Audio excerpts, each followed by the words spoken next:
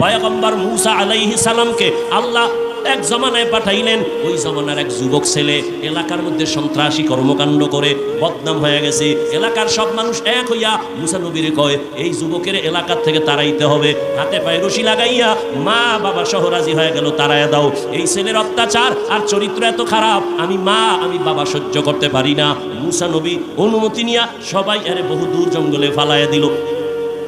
হঠাৎ ওখানে যাইও অপরাধ, ওখান থেকে মানুষ আবার ওই জঙ্গলে ফালাই দিছে পাহাড়ের পাশে, ওখানে কেউ নাই।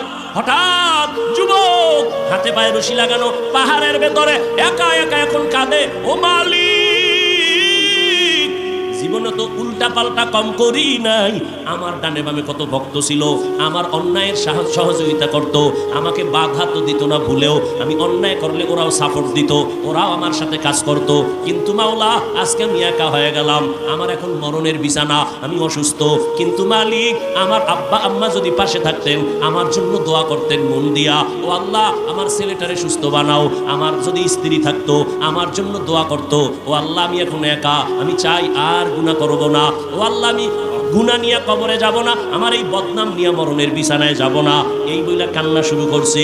আল্লাহ ওহী নাজিল করে কয়, মূসা অমুক এলাকায় যাও, ওখানে আমার একজন বন্ধু আছে, যাইয়া তারে জানাজা দিয়া দাফন করাও। মূসা নবী আইয়া দেখে ওই গুনাহগার সন্ত্রাসী এই যুবকের লাশ পড়ে রয়েছে। মূসা নবী কয়, এ এত অন্যায় করছে, এলাকার মানুষ অভিযোগ দিল, এলাকার থেকে তাড়াই দিল। আল্লাহ কয় তার বন্ধু, এটা কেমন কথা? কয় আগে আল্লাহর অর্ডার মাইনা লই, দাফন টাফন কইরা আল্লাহর জিগে, আল্লাহ এই লোকটা না সেই সন্ত্রাসী? হ্যাঁ। কথা তুমি আরে ওলি বলছো, বন্ধু বলছো কেন? এ তো অপরাধী, মা বাবার উপরে বেজার। আল্লাহ কয়, রে মূসা তুমি কি জানো না আমার এক নাম রহমান? তুমি কি জানো নি আমার এক নাম গফফার? এই বান্দা এমন কান্না দিছে, আমি চোখের পানি দেখা মায়া বাড়ছে। জীবনের এমন তওবা করেছে, আমি ওর জীবনের সব গুনাহ মাফ করে দিয়েছি।